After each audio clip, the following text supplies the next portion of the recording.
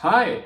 Und hier sind wir auch schon wieder mit dem Korg Minilogue. Und diesmal zeige ich euch, wie man Sounddesign damit betreibt. Zum Beispiel, wie man so einen glockenähnlichen Yamaha DX7 Sound hinbekommt mit dem Korg Minilogue. Also, bleibt dran! Also wenn ich hier Sounds gestalten will auf dem Minilogue, dann schnappe ich mir einfach einen leeren Speicherplatz. Hinten zum Beispiel die 151. Dann werde ich erstmal begrüßt von der Sägezahnwelle und die versuche ich dann irgendwie in was anderes umzuformen. Und da gehe ich meistens einfach nach Gehör. Das heißt, wenn ich jetzt zum Beispiel einen kurzen, schnippigen Ton haben möchte, dann fange ich jetzt mal an, einfach den Decay runterzunehmen, den Sustain.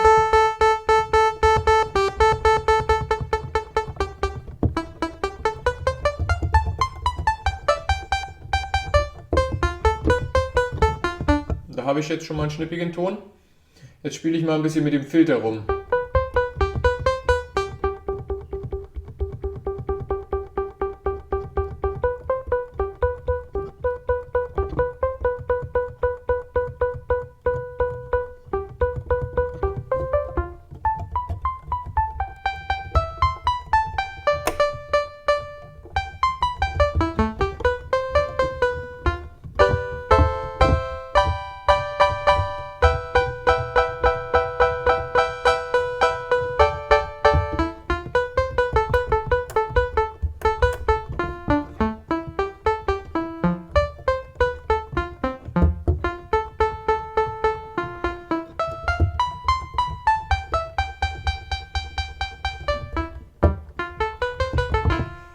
Also ich habe einen Zwei-Pol-Filter jetzt genommen, Keytrack und Velocity jeweils auf die Hälfte gestellt.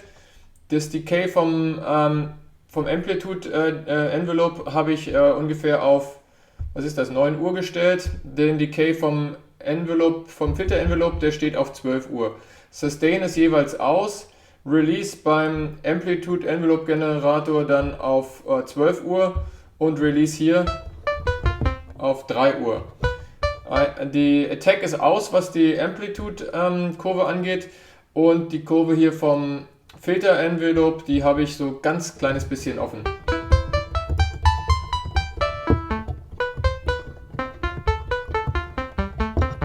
So, und jetzt möchte ich da gerne noch eine zweite Kurve reinholen, und zwar eine, die die erste moduliert. Da gehe ich auf die Dreizack-Kurve.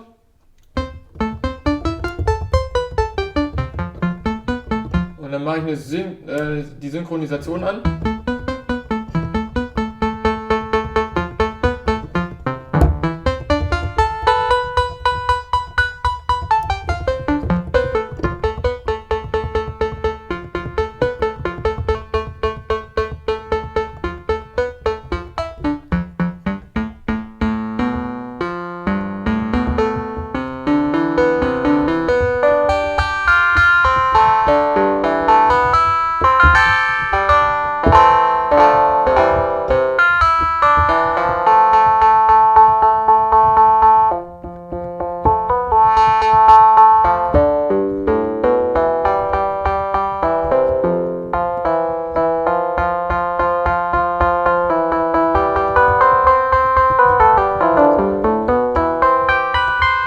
Ich finde, das klingt recht melodisch. Also ich habe jetzt die Dreierkurve hier, wie gesagt, eine Oktave nach oben gepitcht. Der Hardsync ist an, das heißt, die Kurve vom zweiten Oszillator moduliert jetzt die vom ersten Oszillator. Die sind also hart synchronisiert, man sieht hier nichts durchs Oszilloskop laufen.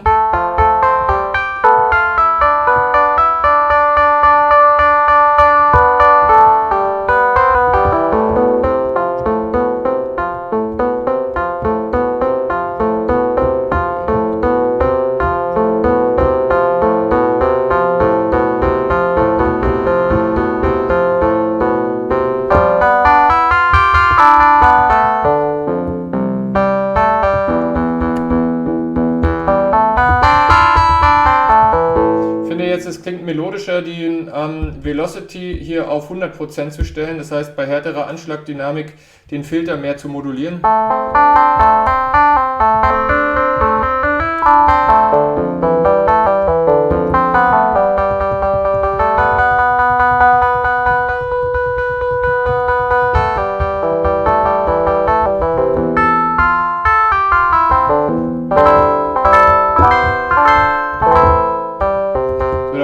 mal ein bisschen Hall rauflegen.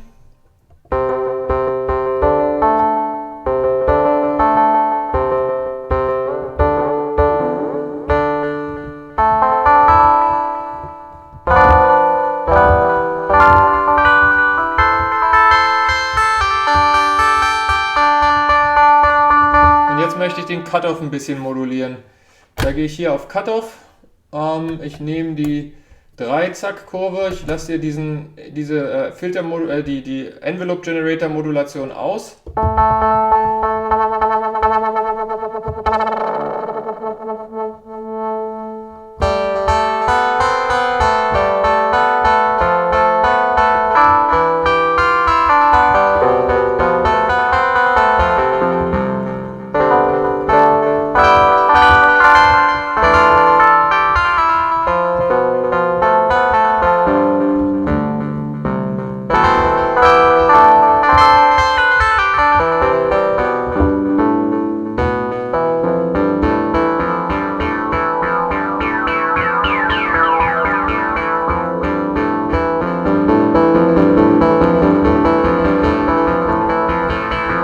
Kann man jetzt gut erkennen, wie beim Hochfahren der Resonanz jeweils die tiefen Töne verschwinden. Also wer diesen Lo-Fi-Charakter mag, der kann die Resonanz auf 9 Uhr lassen. Wer lieber mehr Tiefen mit drin haben will,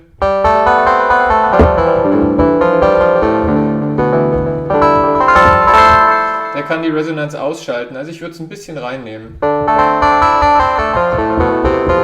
Damit haben wir jetzt schon einen ersten Patch erstellt, den speichere ich jetzt einfach mal ein. Auf die 151, korrekt. Komplett. Der hat jetzt keinen Namen, weil ich das gerade nicht gemacht habe. Da gehe ich hier nochmal rein. Den nenne ich jetzt mal...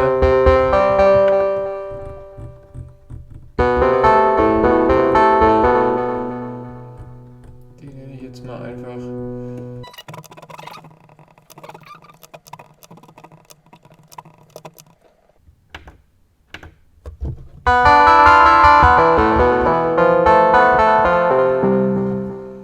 So, der hat jetzt also einen Namen, der heißt jetzt Cheap Piano. Gut. Was man jetzt mal machen kann, ist, man kann jetzt ausgehend von diesem Patch einfach mal versuchen, hier weiterzumachen. Was passiert zum Beispiel, wenn ich jetzt Sustain überall hochfahre?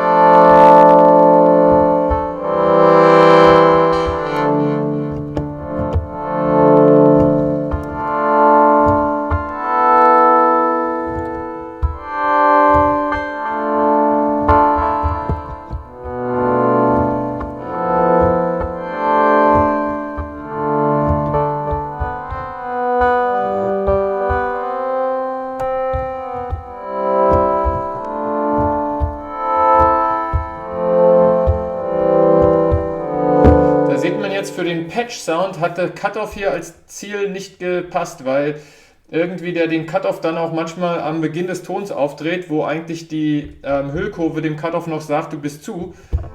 Das ist nicht so intelligent gelöst auf dem Gerät, von daher bei Patch-Sounds vielleicht ein bisschen aufpassen. Kann aber auch gerne.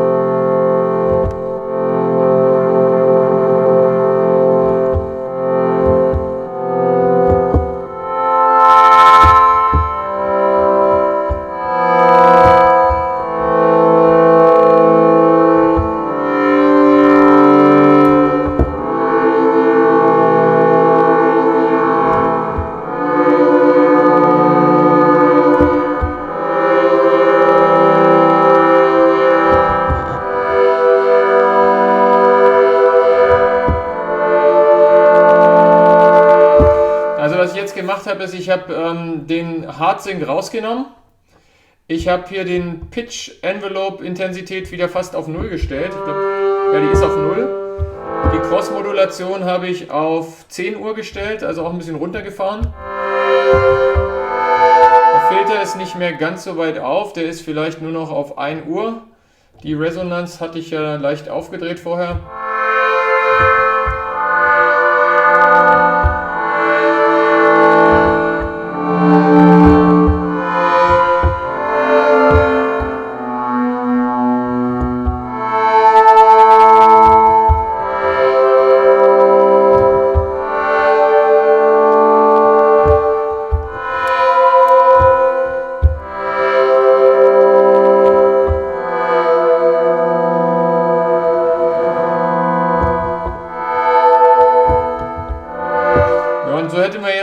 eine schöne Fläche, also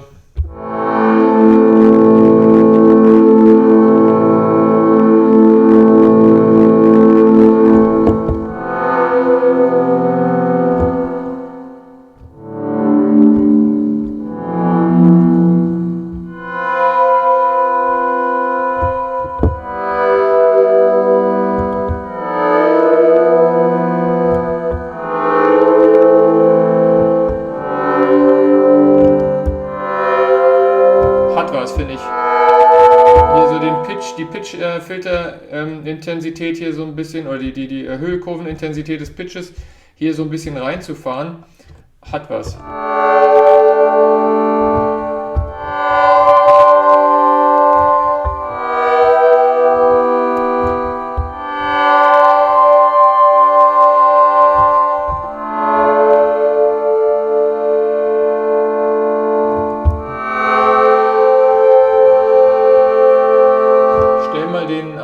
Jetzt ab hier den Delay.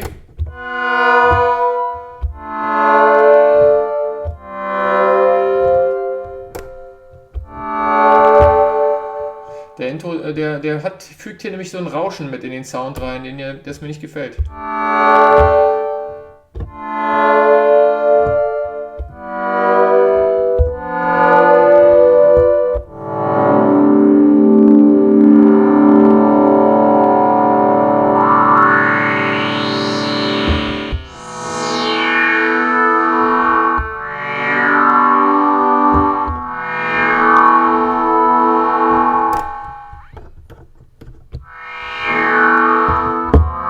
Leider geht dieser High-Pass-Cutoff nicht, wenn der Filter, wenn das Delay aus ist. Also mache ich das Delay jetzt wieder an, gehe hier mit dem Zeitregler und dem Feedback-Regler ganz runter.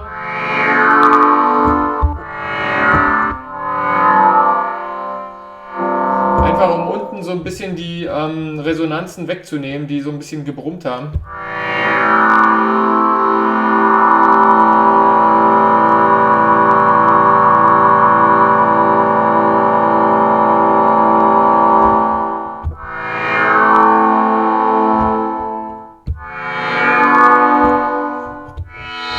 Man hat einen sehr organischen und trotzdem sich verändernden Sound. Also wenn man jetzt mal schaut aufs Oszilloskop,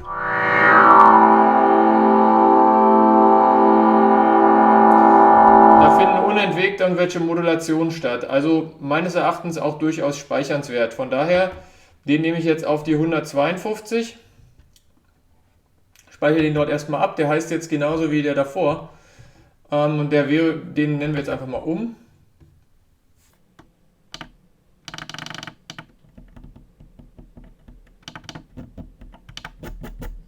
Wird jetzt zum Cheap Pad und speichern.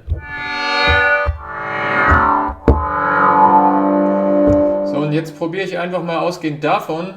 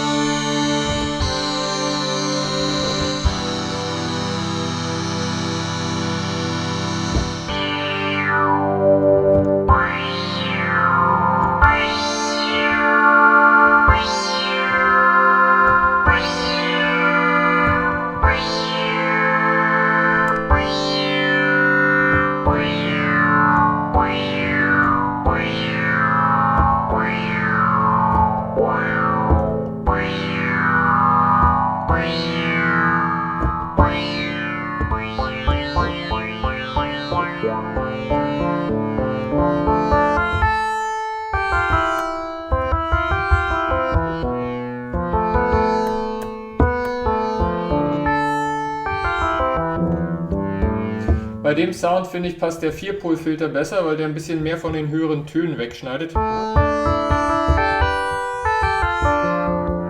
Ich habe die Hardsync wieder angestellt. Bin hier auf die rechteckigen Wellen gegangen.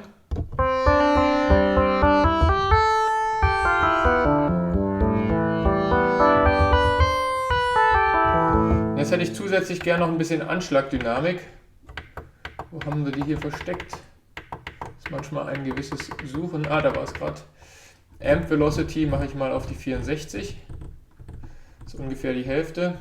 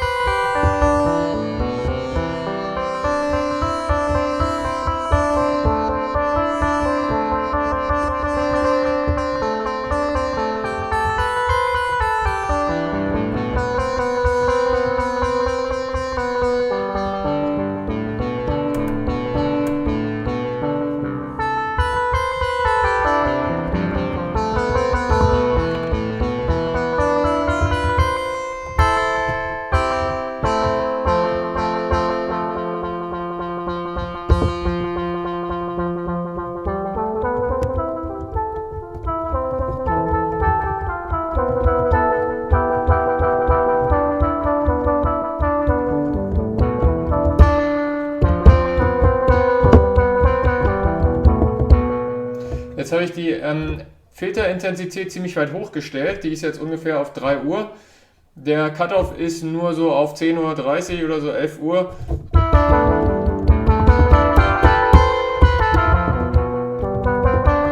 Die Resonanz ist nach wie vor auf 9 Uhr. Wenn ich die jetzt zu hoch stelle, kriege ich einen sehr quakigen Sound.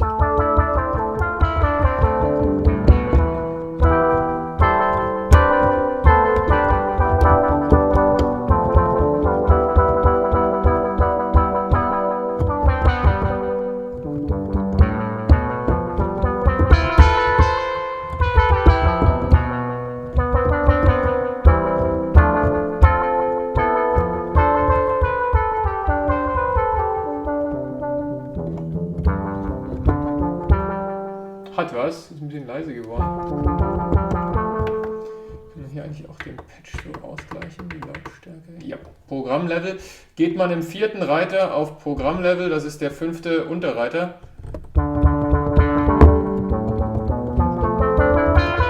Da kann man die Lautstärke des Patches ein bisschen anheben, falls der jetzt deutlich leiser ist als vorher programmierte Patches, was in dem Fall jetzt auch hier so ist.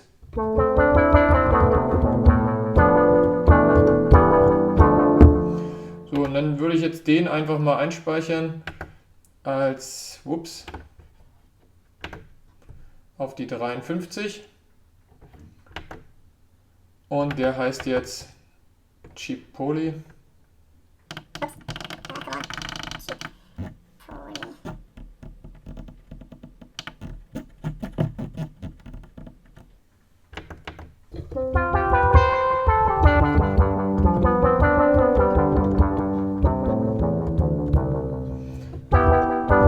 Jetzt gehen wir einfach nochmal die Patches durch, die wir heute gemacht haben.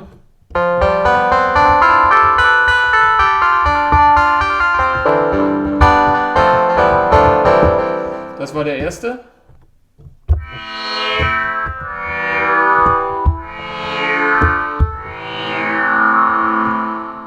Der zweite.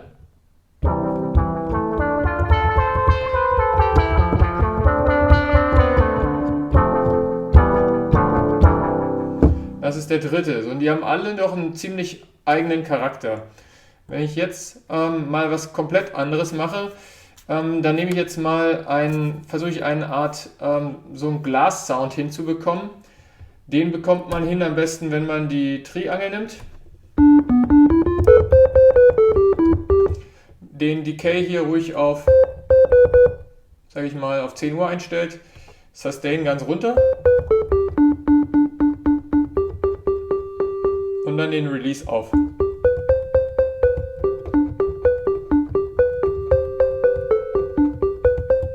Ich nehme eine zweite rein, eine zweite Glas.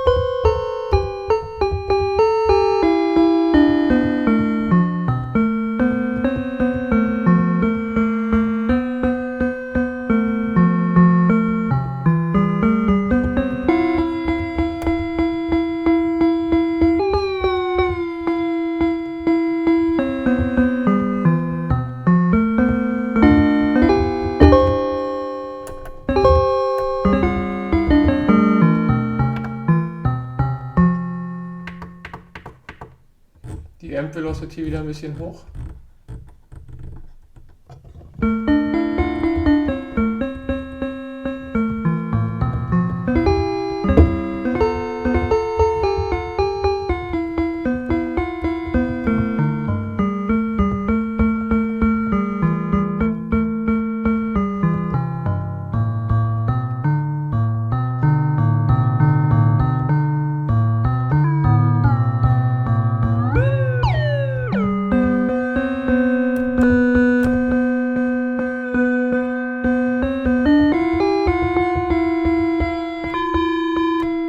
Passt nicht.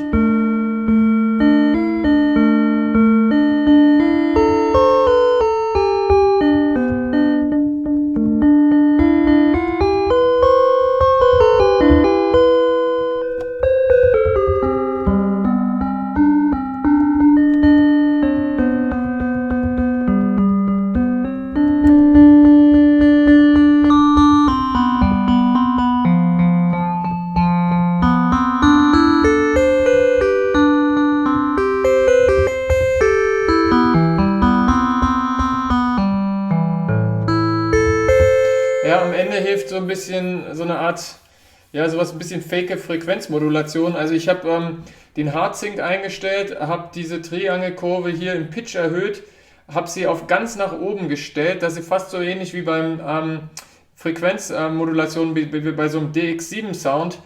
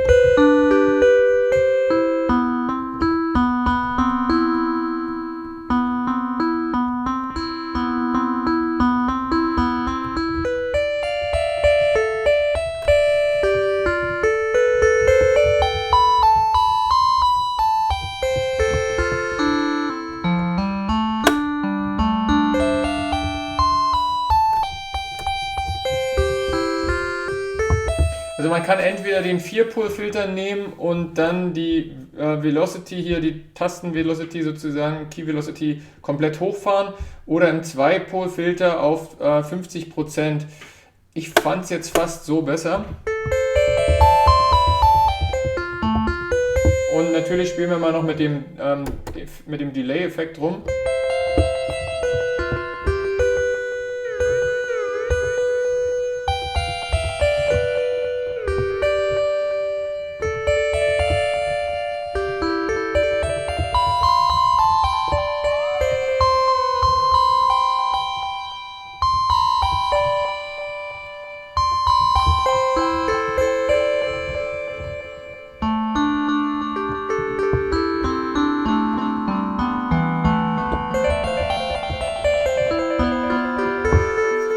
So, und damit hätten wir jetzt den dritten Sound kreiert. Den speichere ich jetzt mal hier auf die 154. Raus aus dem Menü, speichern, complete.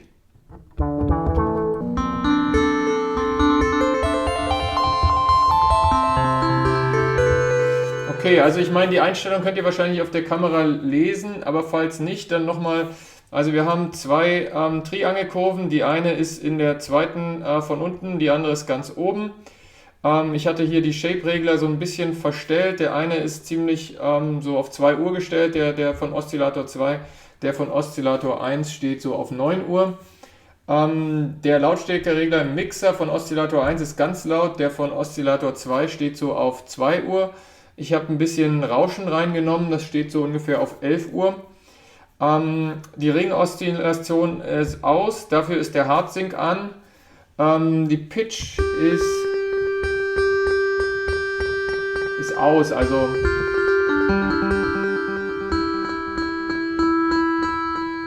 Cross-Modulation ist nur ein ganz kleines bisschen drin. Das war auch schon die Oszillator-Section. Der Filter steht im Cutoff auf 2 Uhr, die Resonanz nach wie vor auf 9 Uhr. Die Envelope-Intensität oder die Filterintensität bezogen auf den Envelope ist auf kurz vor 3, also nicht ganz 3 Uhr. Hier seht ihr die Einstellung, ist auf 4-Pol-Filter, volle Key-Track und volle Velocity, also die Anschlagdynamik für den Filter. Und jetzt kommen wir zur Amplitude-Kurve. Die steht bei Attack auf 0, Decay kleines bisschen links von 12 Uhr, Sustain ist aus und Release ist auf 2 Uhr. Beim Filter ist die Attack auf 0, die Decay ist kurz unter 9, also ein bisschen Richtung 8. Sustain ist genau auf 12 Uhr mittags und Release steht auf 4 Uhr nachmittags. Dann haben wir in dem Fall ein bisschen Modulation drin. Und zwar auf Pitch gestellt. Die Intensität ist auf vielleicht 8 Uhr, die Rate kurz vor 9. Die Envelope-Modulation ist, glaube ich, noch vom vorigen Patch drin. Ich glaube, die müsste eigentlich aus sein. Ja, die ist auf aus. Und die Wellenform hier ist die Triangelform. So, und wenn wir hier nochmal reingehen, ich hatte hier, glaube ich, den nicht bedient. Also der High-Pass-Cutoff ist aus. Der Zeitenregler beim Delay ist auf, würde ich denken, mal 4:30 Uhr und der Feedback auf 1:30 Uhr und das Ganze ist auf Postfilter eingestellt.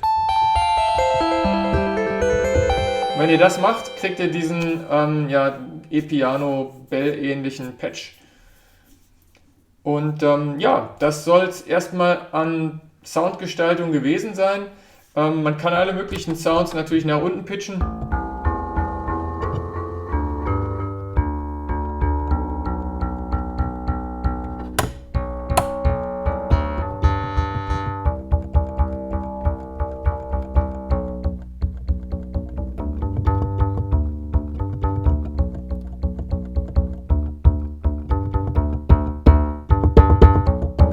Und schon hat man einen Bass. Also einfach auch mal probieren, selber die Sounds einfach ein bisschen weiter zu bearbeiten.